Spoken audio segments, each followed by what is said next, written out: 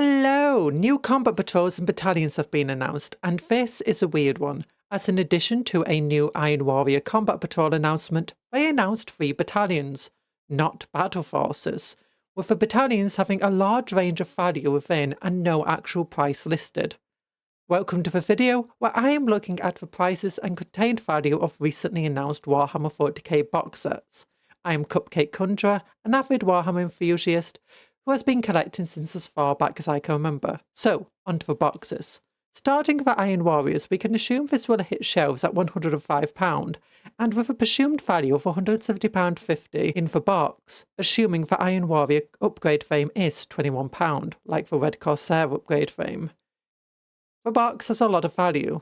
Even without the upgrade frame, it is a saving of £44.50, which means if there's any one unit that you do not want, this will still be cheaper to get than buying individually. It is a very good start to an Iron Warrior army. Havocs and Terminators are both the very typical units of the Iron Warriors, and the Warpsmith certainly is. Legionnaires are always a useful staple that you can easily double up on. Spare weapons for Havocs can be used by the Legionnaires. I don't see the Legionnaire kill team framing for promotional photos, but I hope it is included.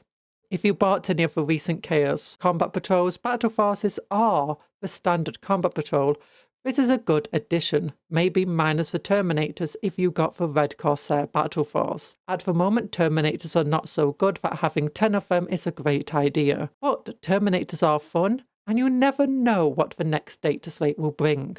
Havocs are a great unit that get underrepresented and can be equipped to deal with tanks or infantry.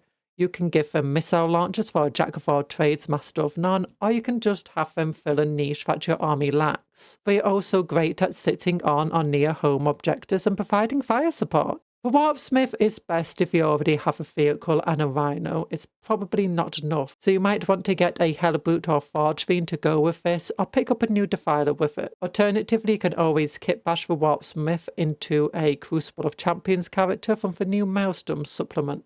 The Sons of Dawn battalion is an odd one. It has 2 Executioners, a Redemptor, and a Ballistus. It has £265 worth of models inside, assuming the full Templar upgrade sprue is in there, and not just for half with a multi-mounter. It has no characters unless you use a Crucible of Champions rules, which is unusual. It has no infantry. I have no idea what the price will be on launch, maybe £155 like for Battle Forces, maybe more, maybe less. If it is £155, the Dreadnoughts are basically free. If you want the repulsors and the upgrade sprues, it will be cheaper just to get this and have the Dreads as spare models than get the repulsors and upgrade sprues separately, assuming it is, in fact, £155. I think there is a bit of a trap in here, in that few people will need 2 Executioners, but the Eye of Terror expansion will include Apocalypse games, which are games that are over 3,000 points, so anything goes really. I imagine many local gaming stores and clubs will be hosting Apocalypse games to celebrate the return of the official Apocalypse rules. It is a bad start to an army, but since most box sets don't have heavy vehicles, it is a decent addition to one you may already have going on, with the caveat that you may have too many Dreads if the last box set you bought was a Christmas Battle Force. If you do want to start an army and wish to get this box, I recommend getting the current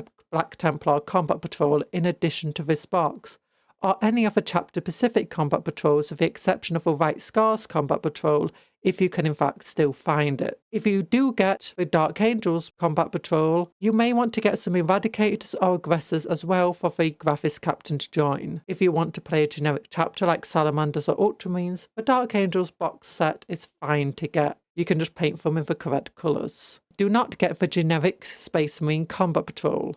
The starter set is cheaper and has more in it, but in either case this is not a good combo with those models due to the lack of basic infantry.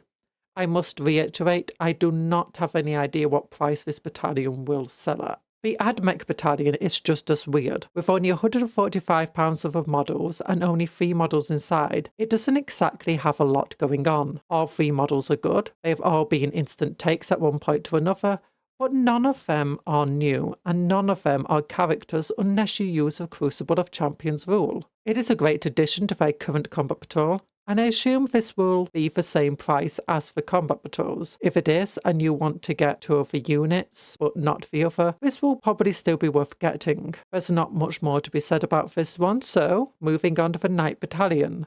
The Knight Battalion is the one I do not understand the most when it comes to price. At £178 worth of models, it contains more value than your typical combat patrol and far less than any battle force. A combat patrol is also cheaper than the Central Knight Valiant. Maybe this battalion will be £129 like the recent Cafe Battalion. Either way, it is a decent start or addition to a Knight army. The armigers are also always great, and the Valiant and its counterpart may not be meta right now, but it can always change in the future. And to be honest, the point of playing Knights is to have massive centerpiece models, and for a few models more massive than the Valiant. And that is it. Sorry I couldn't give you better information on these. It would be nice for GW to announce the prices beforehand.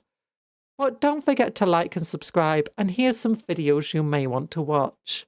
Goodbye, and hope to have you around in the future.